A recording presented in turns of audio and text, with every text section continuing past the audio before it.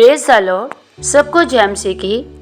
मेरे प्यारे भाई बहनों, हम जोइस मेयर की पुस्तक मन की युद्ध भूमि अध्याय 4 को पढ़ते हैं। अध्याय 4 धीरे धीरे करके। व्यवस्था विवरण अध्याय 7 आयत 22। तेरा परमेश्वर यहोवा उन जातियों को तेरे आगे से धीरे धीरे निकाल देगा, तो तू एकदम से उनका अंत न कर सकेगा, नहीं तो बेनेले पशु बढ़कर तेरी हानि करेंगे। आपका मन धीरे धीरे नया होगा, अतः निराश ना हो। यदि आपको यह लगता हो कि प्रगति बहुत धीमी है, प्रतिज्ञा के देश में प्रवेश करने से थोड़ा पहले परमेश्वर ने इज़राइलियों से कहा था कि वह धीरे धीरे उनके शत्रुओं को उनके सामने से निकाल देगा, नहीं तो बेनेले पशु उनके बीच बहुत अधिक संख्या में बढ़ जाएंगे। मैं विश्वास करती हूँ कि घमंड ही वह पशु है जो हमें समाप्त कर देता है। यदि हमें स्वतंत्रता अतिशीघ्र मिल जाती है, वास्तव में यह अच्छा होता है। यदि एक बार में एक ही क्षेत्र में स्वतंत्रता पाने के लिए हम कार्य करें, इस प्रकार से प्राप्त हुई स्वतंत्रता को हम अधिक समझ पाएंगे। तब हम जान पाएंगे कि यह वास्तव में परमेश्वर का वरदान है, जिसे हम अपने सामर्थ्य द्वारा नहीं पा सकते। स्वतंत्रता से पहले दुख। 1 पतरस अध्याय 5 आयत 10। हाँ, परमेश्वर जो सारे अनुग्रह का दाता है, जिसने तुम्हें मसीह में अपनी अनंत महिमा के लिए बुलाया, तुम्हारे थोड़ी देर तक दुख उठाने के बाद आप ही तुम्हें सिद्ध और स्थिर और बलवंत करेगा। हमें थोड़ी देर तक दुख क्यों उठाना है? मैं विश्वास करती हूँ कि जिस घड़ी हम यह जान पाते हैं कि हमारे सामने जो समस्या है, जब तक यीशु हमें छुड़ा नहीं लेता, हमें दुखों का सामना करना है। परंतु जब हम स्वतंत्र हो जाते हैं, तब हमें और अधिक आनंद होता है। जब हम स्वयं से कुछ करने का प्रयत्न करते हैं, तब हम असफल हो जाते हैं। तब हम यह महसूस करते हैं कि हमें उसकी प्रतीक्षा करनी चाहिए। हमारे हृदय धन्यवाद और प्रशंसा से भर जाते हैं जब वह खड़ा होता है और हमारा कार्य करता है जो हम स्वयं नहीं कर सकते। रोमियो अध्याय 8 आयत 1। दंड की आज्ञा नहीं, अतः अब जो मसीह यीशु में हैं, उन पर दंड की आज्ञा नहीं, वरन वे शरीर के अनुसार नहीं, आत्मा के अनुसार चलते हैं। जब आप बुरे दिनों से गुजर रहे हो, तब आप धिक्कार ग्रहण न करें। शीघ्र उठकर खड़े हो जाएं, धूल झाड़ें और नए सिरे से फिर आरंभ करें। जब एक छोटा बच्चा चलना सीखता है, वह कई बार गिरता है, फिर उसके बाद वह ठीक तरह से चलना सीख जाता है और आनंदित होता है। हालांकि जब वह गिरता है तो रोता भी है, परंतु एक बात उसकी यह अच्छी है कि वह फिर खड़ा हो जाता है और चलने का फिर प्रयत्न करने लगता है। हमारे मन को नया होने से रोकने के लिए शैतान हर प्रकार का प्रयत्न करेगा। वह यह भली भांति जानता है कि एक बार यदि हम सही विचारों का चयन करना सीख जाएंगे और बुरे विचारों को अस्वीकार कर देंगे, तब हमारे ऊपर से उसका नियंत्रण समाप्त हो जाएगा। वह हमें रोकने के लिए हमें धिक्कारेगा, निरुत्साहित करेगा। जब धिक्कार हमारे सम्मुख आए, तब वचन के हथियार का प्रयोग करें। रोमियो 8:1 का उदाहरण दें।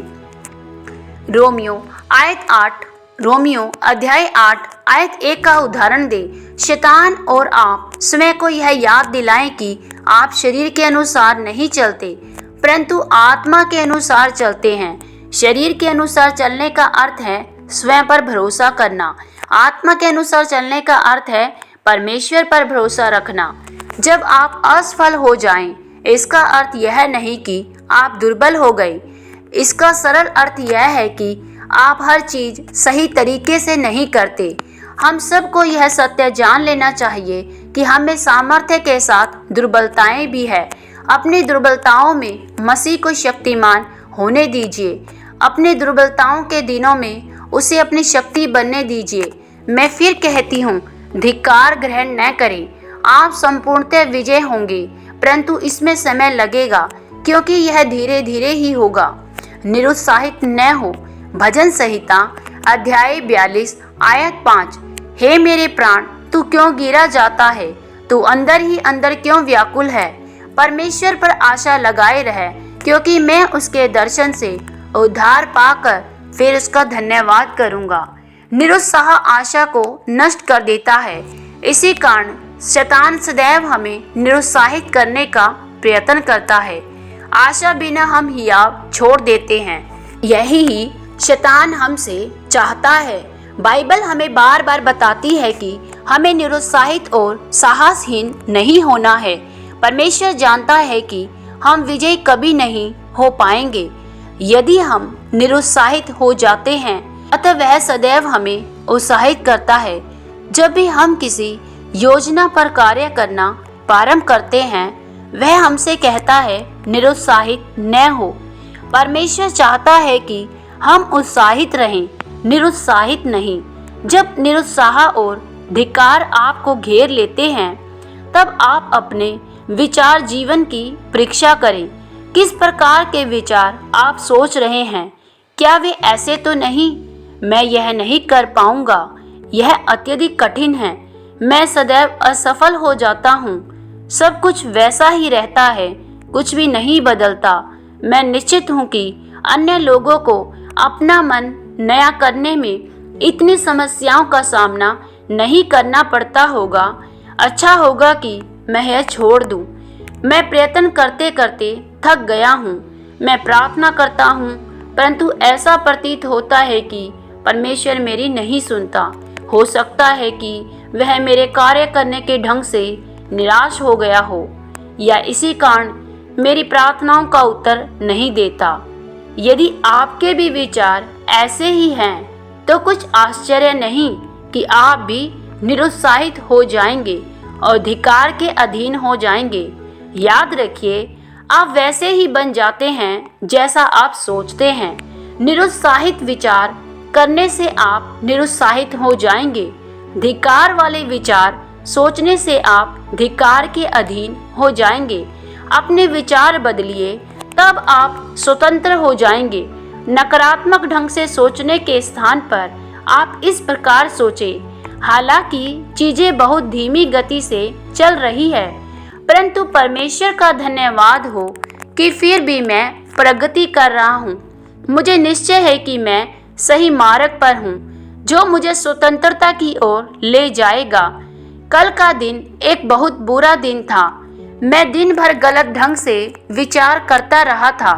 हे पिता, मुझे क्षमा कर और आगे बढ़ते रहने में मेरी सहायता कर। मैंने एक गलती की थी, पर अब मैं यह गलती दोबारा नहीं करूँगा। यह एक नया दिन है। परमेश्वर, तू मुझसे प्रेम करता है। तेरी दया हर सुबह नई होती है। मैं निरुत्साहित होने को अस्वीकार करता हूँ। मैं धिक्कार को भी अस्वीकारता हूँ। हे पिता, बाइबल कहती है कि तू मुझे मत धिक्कार। तूने यीशु को मेरे स्थान पर मरने के लिए भेजा है। मैं ठीक हो जाऊंगा। आज का दिन एक महान दिन होगा। सही विचारों का चयन करने में तूने आज मेरी सहायता की है। मुझे निश्चय है कि इस प्रकार की सकारात्मक प्रसन्नचित परमेश्वर जैसी सोच में आप अवश्य ही विजय की अनुभूति कर सकते हैं। हम हर एक चीज तुरंत ही चाहते हैं। हमारे भीतर धैर्य का फल है, परंतु उसको हमने बाहर कर दिया है। हमें छुटकारा देने के लिए कभी कभी परमेश्वर अपना पूरा समय लेता है। प्रतीक्षा के इस कठिन समय का उपयोग वह हमारे विश्वास को बढ़ाने के लिए करता है और धैर्य को अपना उत्तम कार्य करने देता है। परमेश्वर का समय सिद्ध है, वह कभी देर नहीं करता। यहाँ एक दूसरा अच्छा विचार है सोचने के लिए। मैं परमेश्वर पर विश्वास करता हूँ। मैं विश्वास करता हूँ कि वह मेरे अंदर कार्य कर रहा है, चाहे जैसा भी मैं अनुभव करूँ या परिस्थितियाँ कैसी भी क्यों न दिखे। परमेश्वर ने एक अच्छा कार्य मुझ में प्रारंभ कर दिया है, वह इसको अंत तक पहुँचाएगा। फिलिपियों अध्याय 2 आयत